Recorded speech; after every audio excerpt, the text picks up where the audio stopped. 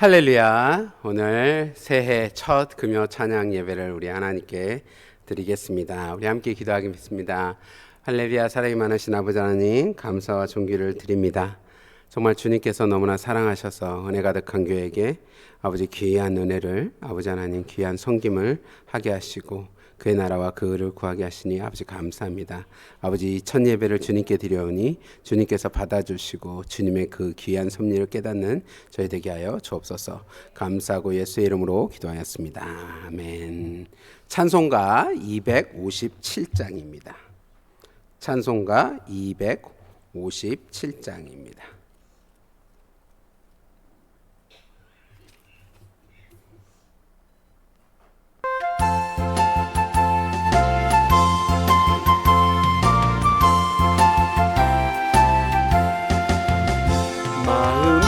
가득한 의심을 깨치고 지극게 화평한 마음으로 찬송을 부르며 어린 양 예수의 그 피로 속죄함 얻었네. 속죄함 속죄함 주 예수 내 죄를 속했네. 할렐루야 소리를 아파여 함께 찬송하세. 그 피로 속죄함 얻었네. 금이나 은같이 없어질 보배로 속죄함 받은 것 아니요. 거룩한 하나님 어린 양 예수의 그 피로 속죄함 얻었네. 속죄함 속죄함 주 예수 내 죄를 속했네. 할렐루야 소리를 아파여 함께 찬송하세. 그 피로 속죄함 얻었네. 나 같은 죄인이 용서함 받아서 주 앞에 옳다함 얻음은 확실히 믿기는 어린 양 예수의 그 피로 속죄함 얻었네. 속죄함 속죄함 주 예수 내 죄를 속했네. 할렐루야 소리를 아파여 함께 찬송하세. 그 피로 속죄함 얻었네. 거룩한 천국에 올라간 후에도 넘치는 은혜의 찬송을 기쁘게 부르는 어린 양 예수의 그 피로 속죄함 얻었네.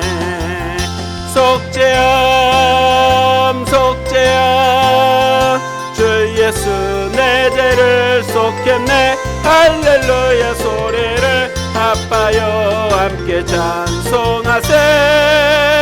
그 피로 속죄함 얻었네. 찬송가 510장입니다. 찬송가 510장입니다.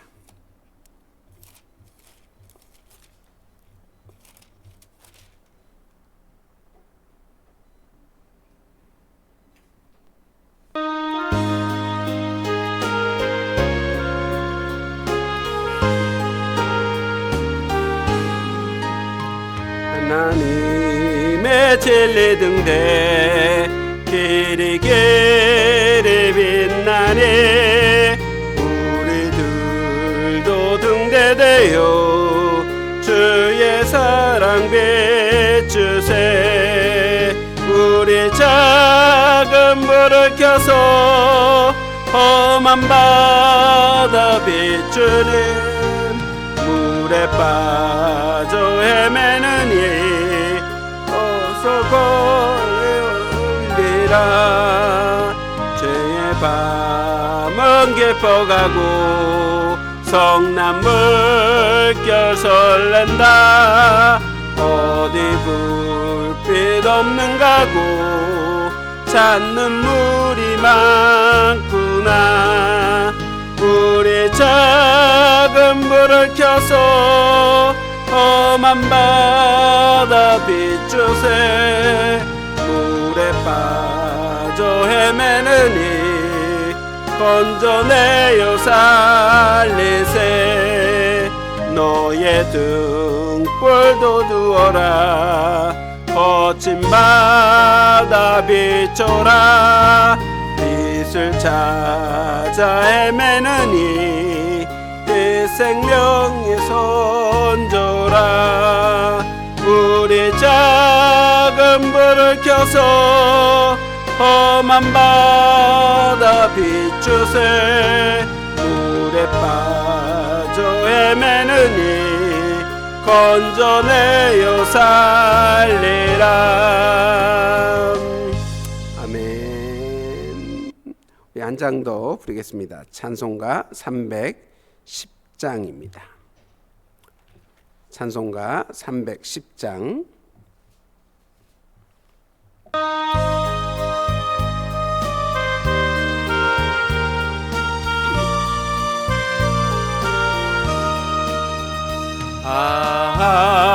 하나님의 은혜로 있을 데 없는 자 왜 구속하여 주는지 난 알 수 없도다 내가 믿고 또 의지함은 내 모든 형편 하시는 주님 늘 보호해 주실 것을 나는 확실해 아네 왜 내게 굳세 믿음과 또 복음 주셔서 내 맘이 항상 편한지 난 알 수 없도다 내가 믿고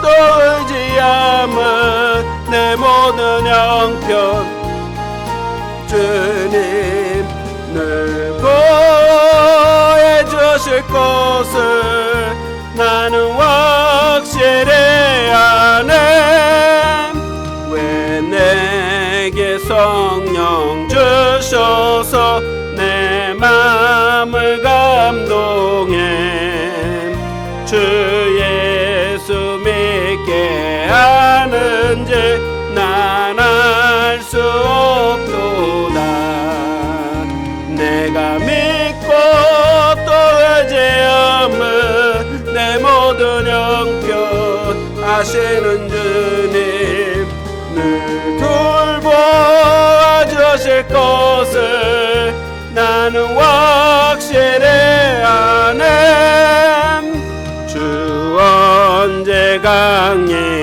강림하실지 혹밤에 혹낮에 또 주님 만날 그것도 난 알 수 없도다 내가 믿고 또 의지함은 내 모든 형편 하시는 주님 늘 보호해 주실 것을 나는 확실해 아네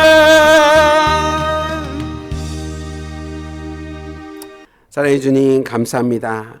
정말 주의 은혜가 아니었으면 아버지 주를 모르고 하나님을 대적하며 살았지만 아버지 주의 은혜로 주의 그 긍휼하심으로 아버지 주 앞에 나왔사오니 저를 불쌍히 여겨주시고 사랑을 베풀어 주시고 아버지 성령을 임하게 하여 주셔서 정말 주의 성령의 기름 부으심이 차고 넘치게 하여 주옵소서. 오늘 주님께 모든 것 드리며 예수 그리스도의 이름으로 기도하였습니다. 아멘. 오늘 하나님의 말씀 신명기에 있는 말씀입니다. 신명기 2장입니다. 구약성경 263페이지에 기록되어 있습니다. 구약성경 263페이지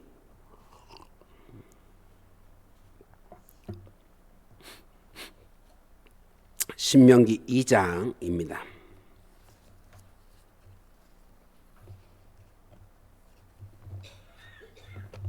신명기 2장 31절부터 33절까지에 있는 말씀입니다. 구약성경 263페이지 신명기 2장 31절부터 33절입니다. 우리 다 찾으신 줄 알고 우리 함께 합독하도록 하겠습니다. 신명기 2장 31절부터 33절입니다. 그때 여호와께서 내게 이르시되 내가 이제 시온과 그의 땅을 내게 넘겨주노니 너는 이제부터 그의 땅을 차지하여 기업으로 삼으라 하시더니 시온이 그의 모든 백성을 거느리고 나와서 우리를 대적하여 하야스에서 싸울 때 우리 하나님 여호와께서 그를 우리에게 넘기심에 우리가 그와 아들들과 그의 모든 백성을 쳤고 아멘. 살아계신 하나님의 말씀이었습니다. 우리 오늘 하나님의 말씀 하나님의 뜻을 반대하면이라는 제목을 가지고 우리 함께 은혜를 나누겠습니다. 집시 나방이 살아가는 방법이 나무에 딱 붙어서 나무의 잎사귀를 갉아먹는 라고 해요. 그러니까 거의 나무가 죽을 정도까지 다 갉아먹는다고 합니다. 그러고 나서 다 먹고 나면 이제 옆으로 옮기는 거죠. 그렇게 하면서 성장을 하는데 여러분 나무는 도망을 갈 수가 없잖아요. 나무는 그대로 이제 벌레가 들면 방법이 없어요. 그냥 벌레가 끼는 대로 죽는 방법뿐이 없습니다. 그렇게 되면 지금 나무들이 다 사라졌어야 되는데 나무들이 그대로 있잖아요.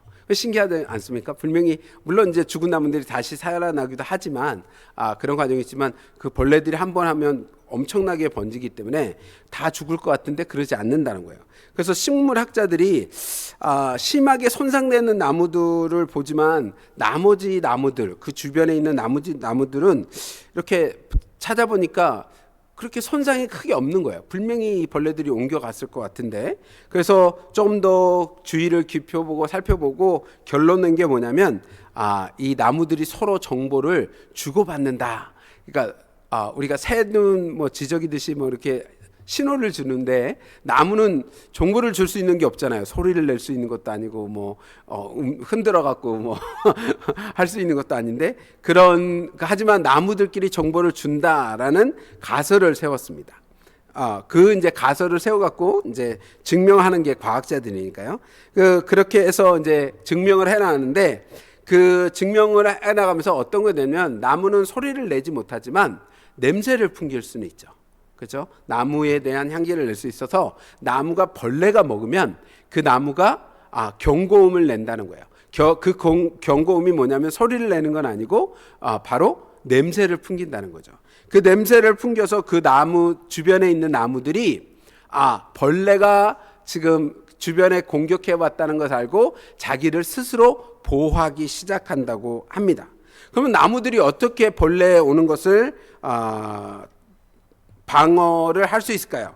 그것도 봤더니 그 나무들이 그 냄새 벌레 먹은 나무에서 나오는 향기를 통해서 벌레 온 것을 알고 독성 물질을 품어내기 시작한다는 거예요. 그래서 벌레가 그 독성 물질 잎사귀를 먹거나 그러면 죽거나 치명적인 그 상처를 받을 수 있는 독극물을 만들어내서 자기 스스로를 보호하는 것을 발견했다라고 합니다.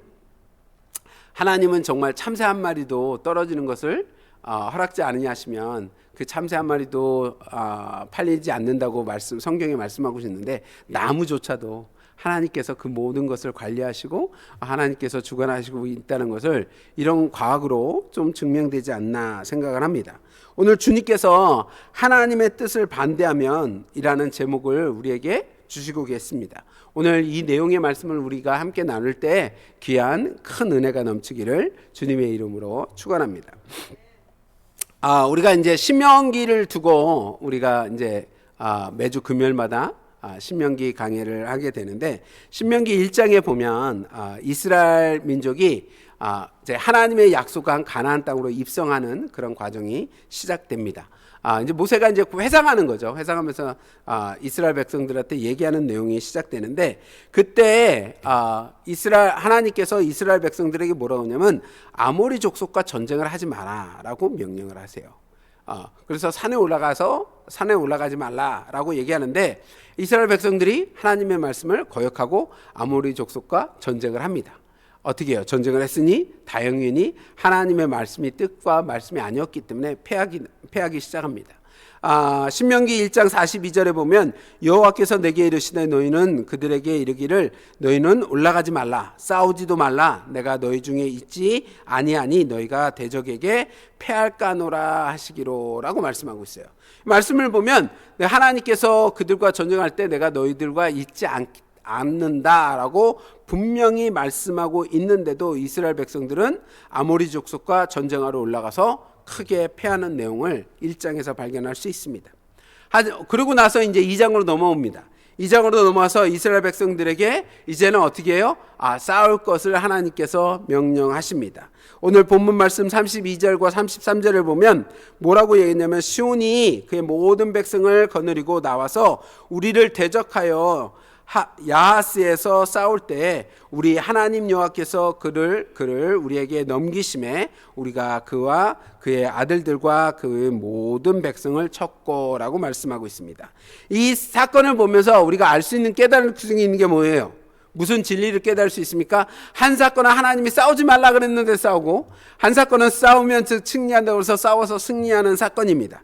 이 두 사건을 통해서 우리가 배울 수 있는 진리의 것은 뭐냐면 우리가 어떠한 전력을 가지고 싸우느냐가 중요한 것이 아니라 하나님에 따라서 행동하는 것이 중요하다라는 것이에요. 그렇잖아요. 하나님의 뜻이 아니었기 때문에 싸우지 말라 그러는데 싸웠는데 진 것은 뭐예요? 하나님의 뜻이 아니라는 것입니다.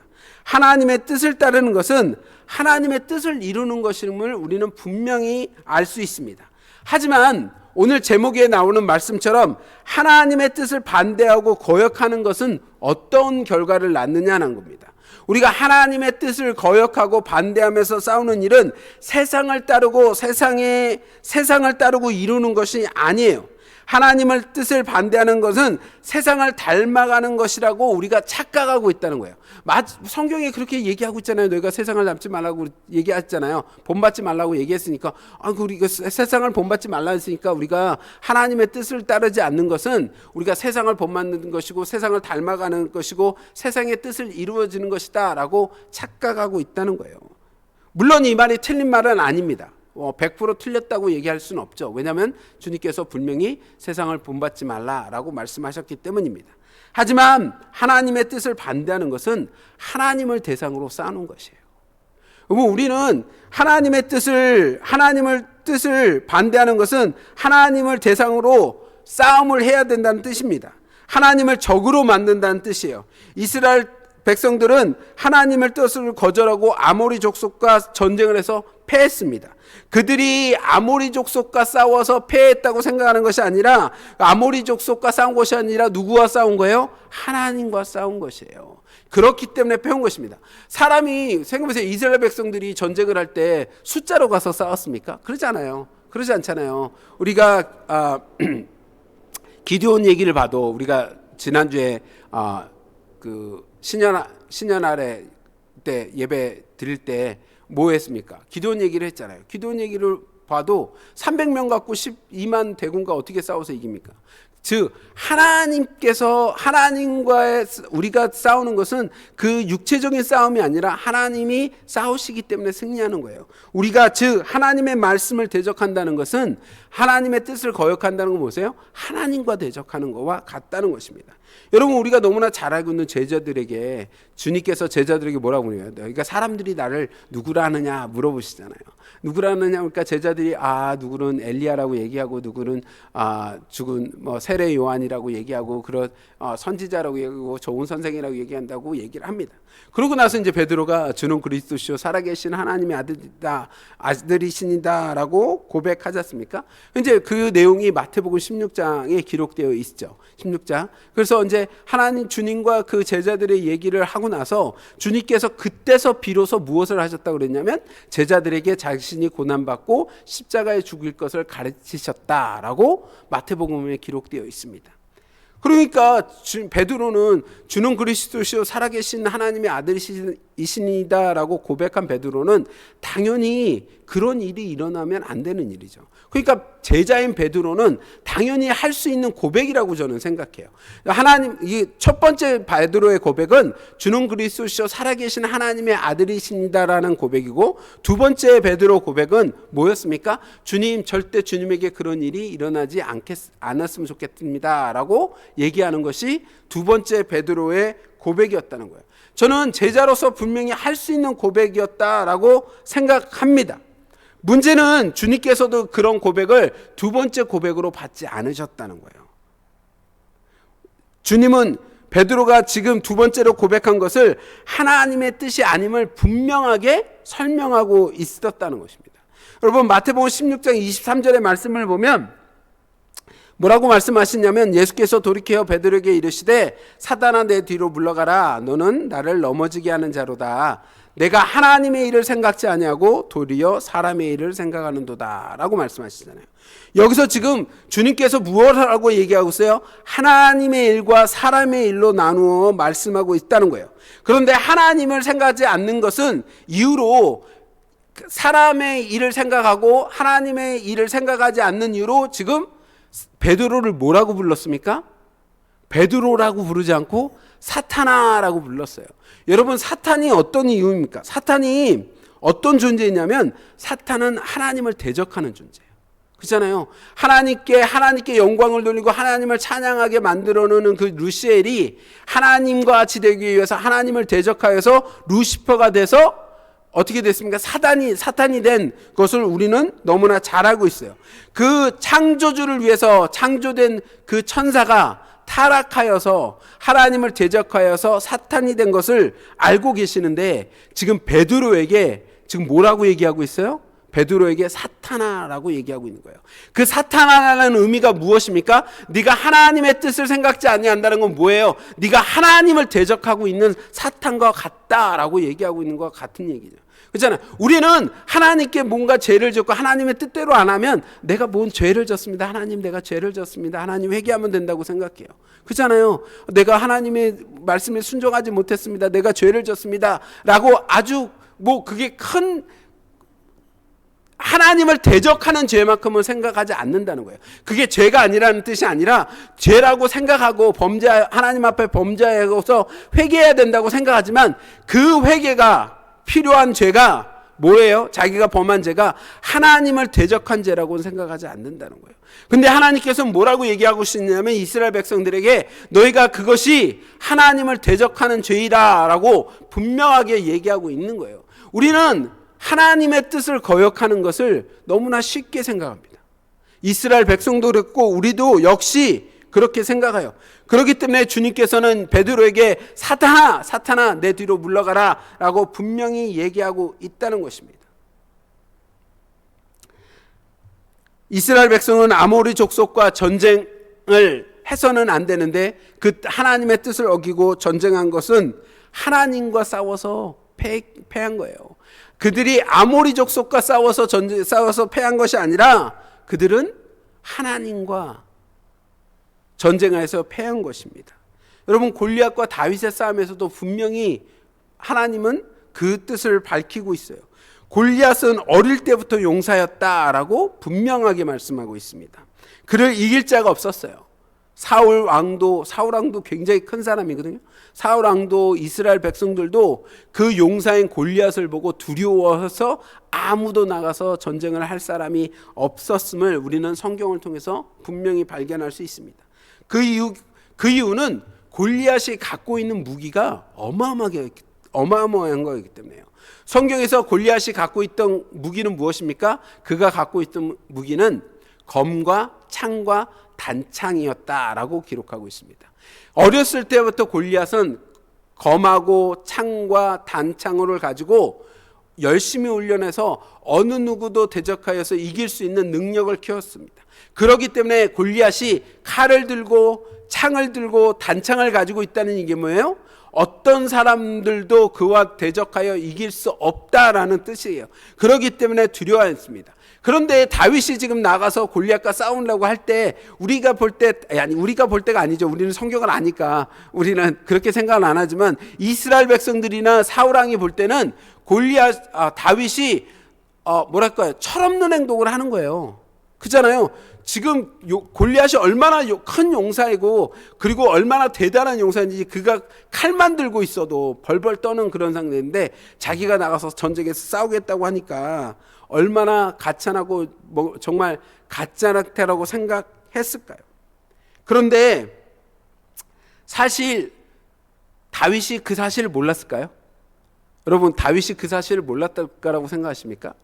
저는 그렇게 생각하지 않아요. 다윗도 골리앗이 어떤 존재라는 것은 알고 있었을 거예요.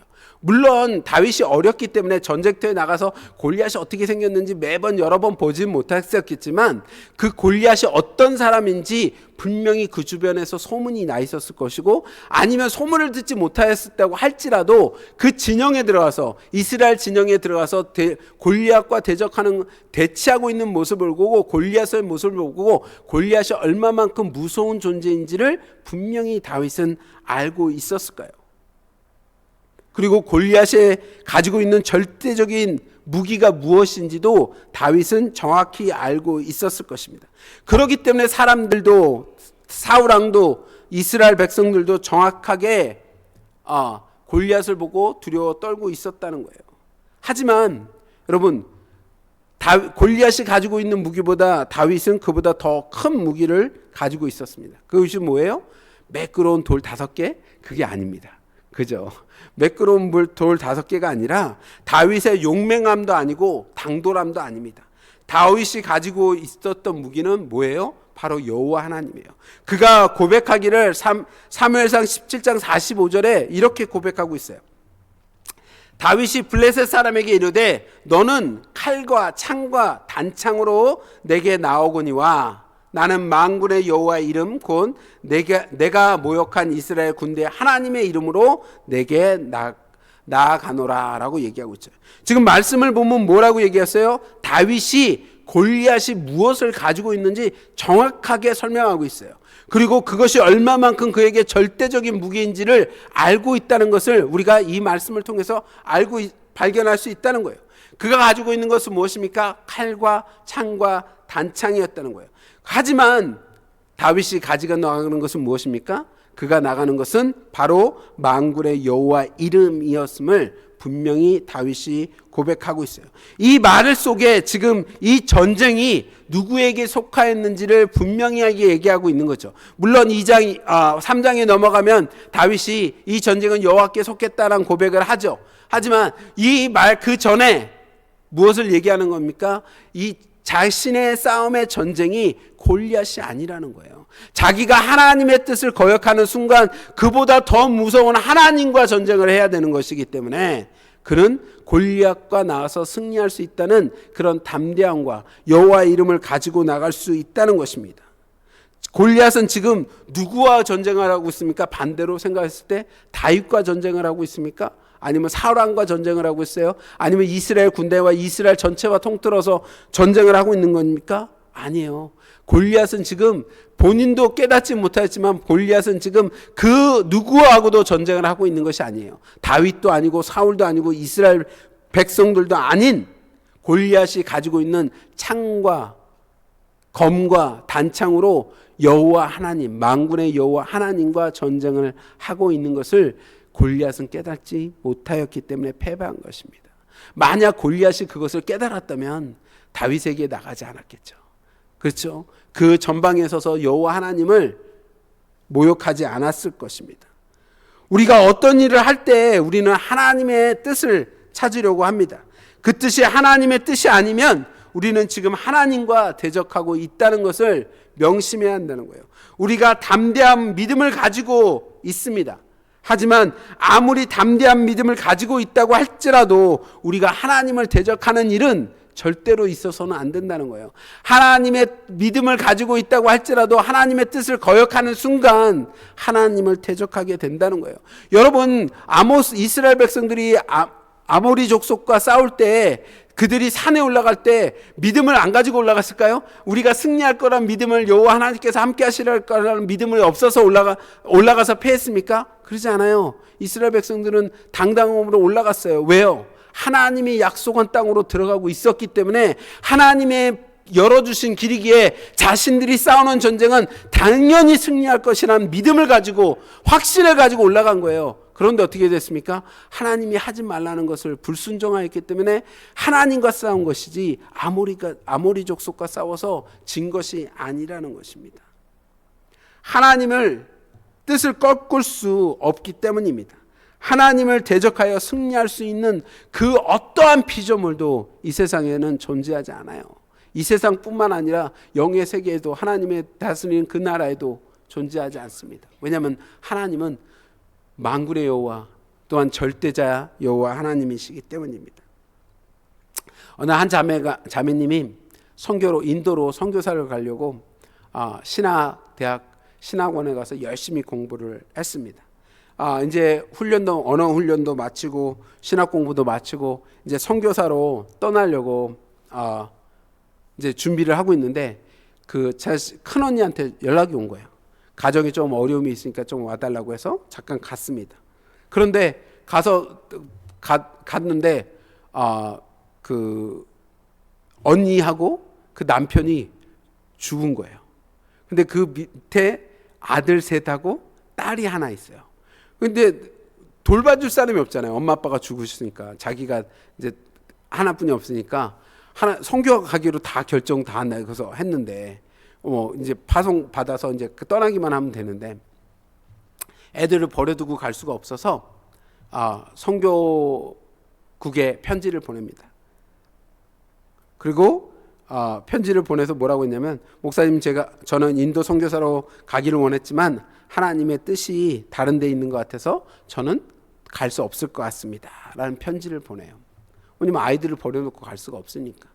그래서 25년 동안 아이들을 잘 양육하고 키웁니다. 최선을 다해서 하나님의 믿음으로, 정말 믿음 안에서 키웠습니다. 근데 아이들이 성장을 했을 거 아니에요.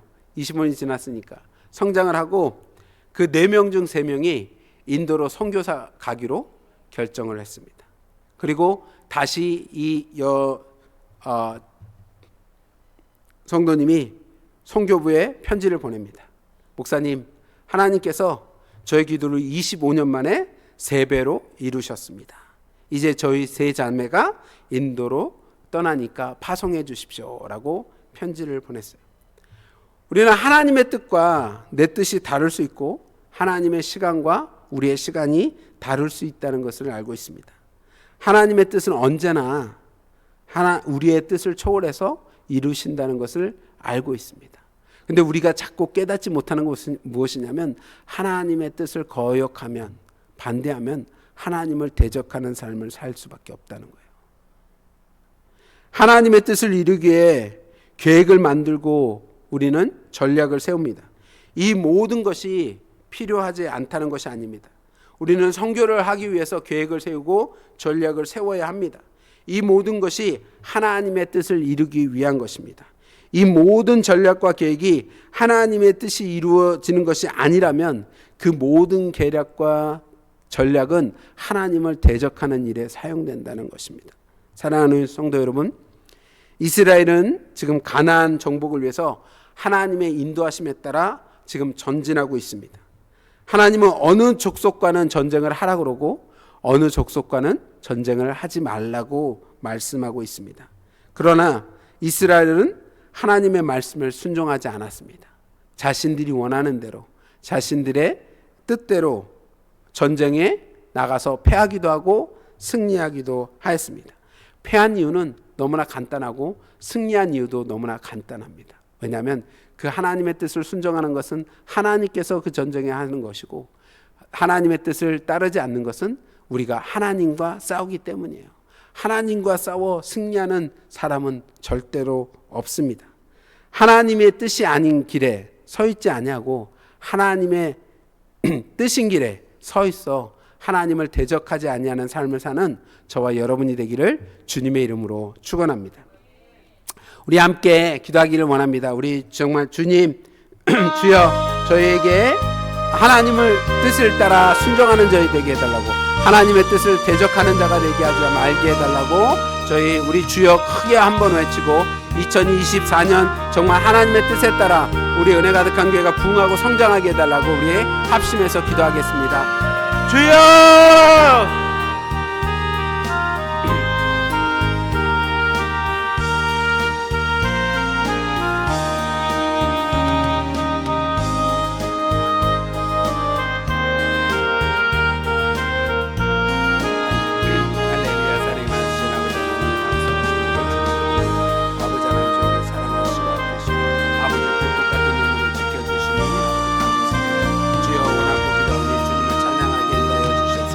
아버지 하나님 주님을 영광 돌리게 하여 주셔서, 아버지 하나님 저희들이 온전히 주님을 영광 돌리는 자가 되게 하여 주옵소서.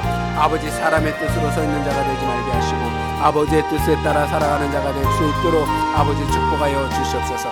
아버지 하나님 주님의 뜻을 아버지 거역하는 것에 아버지 하나님 저희들은 생각하기를 아버지 작은 죄를 범하였기 회개하면 된다고 생각하지만 아버지 하나님 하나님의 뜻을 거역하고 아버지 생활하는 것은 하나님을 대적하는 일임을 아버지 배웠습니다. 아버지 하나님 베드로가 아버지 하나님의 일을 생각하지 않았을 때 주님께서 사단아라고 내 뒤로 물러가라고 말씀하신 것, 아버지 하나님 정말 사단처럼 저희들이 삶이 되지 아니하도록 인도하시옵소서. 아버지 하나님 하나님을 대적하는 자가 되지 아니하도록 인도하여 주시옵소서. 아버지 오로지 하나님의 뜻에 따라 열매 맺는 자가 되게 인도하여 주시고 아버지 그 한 걸음 한 걸음 나아가 아버지 승리하는 자가 되게 인도하여 주시옵소서. 아버지 저의 모든 승리는 하나님의 뜻 가운데 있을 줄 믿습니다. 아버지 저희들의 모든 뜻이 하나님 뜻과 동일하기를 원하오니 아버지 저희들의 그 발걸음과 아버지 내딛는 그 한 걸음 한 걸음마다 아버지 주님의 그 인도하심이 아버지 성령님의 기름 부으심이 넘칠 수 있도록 아버지 축복하여 주시옵소서. 아버지 은혜 가득한 교회를 축복하시고 아버지 하나님이 2024년 아버지 하나님은 정말 저희들이 새로운 비전과 꿈을 꾸기를 원합니다. 아버지의 큰 믿음의 용사로 서 있기를 원합니다.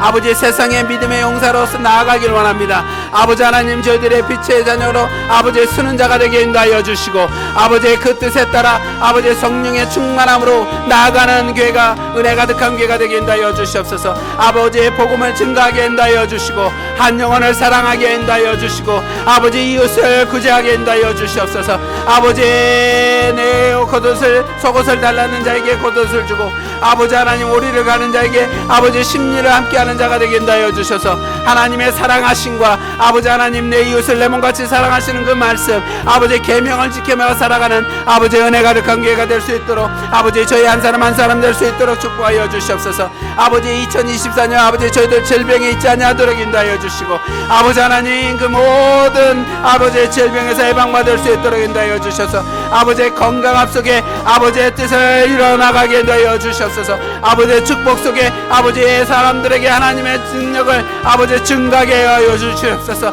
아버지의 기름 부으심이 넘치게 하시고 아버지 악한 해 가면 세력이 한 길로 왔다가 5길로 아버지 10길로 7길로 도망가게 하여 주셔서 아버지의 하나님의 살아계심을 증가하게 아버지 역사하여 주시옵소서. 주여 원하고기다오니 이 모든 것이 은혜하게 있음을 아버지 깨닫게 하여 주시옵소서. 아버지 저의 때와 시간을 기다리는 것이 아니라 하나님의 때와 하나님의 시간을 기다리게 인도하시고 하나님의 뜻이 성취되는 아버지의 그 일의 삶을 아버지 헌신하는 삶을 살아가는 저희가 되게 인도하여 주시옵소서.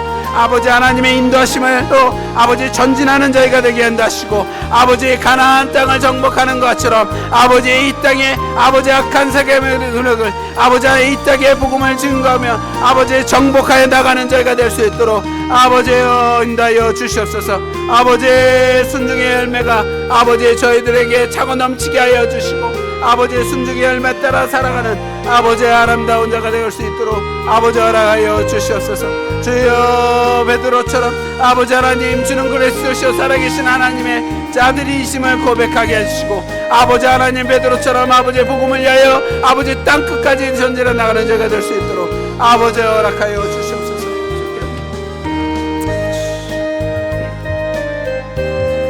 찬송가 310장입니다.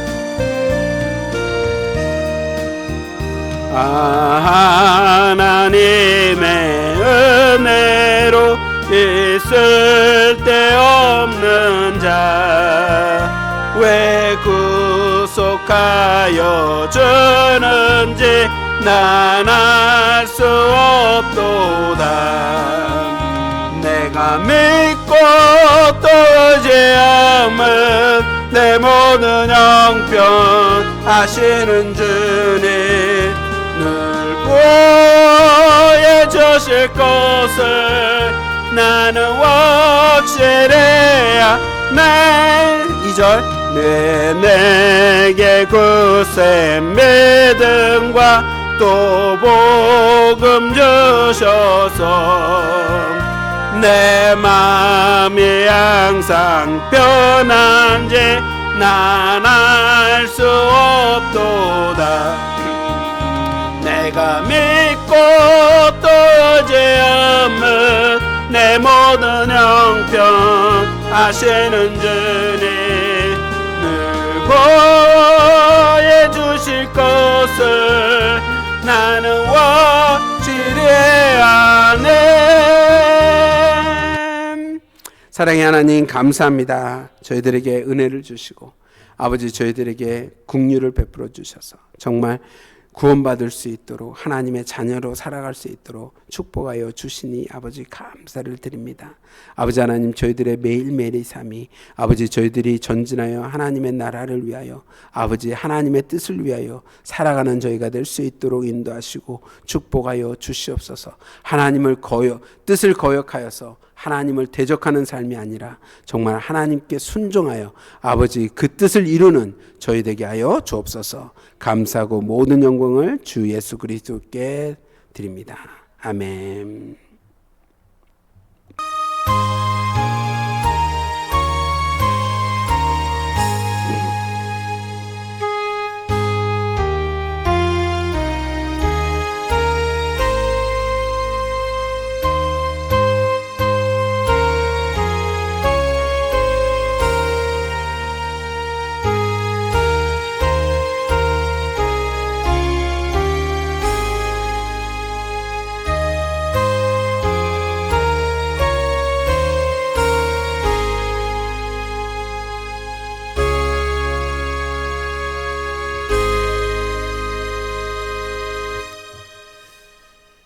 감사합니다. 주일날 뵙겠습니다.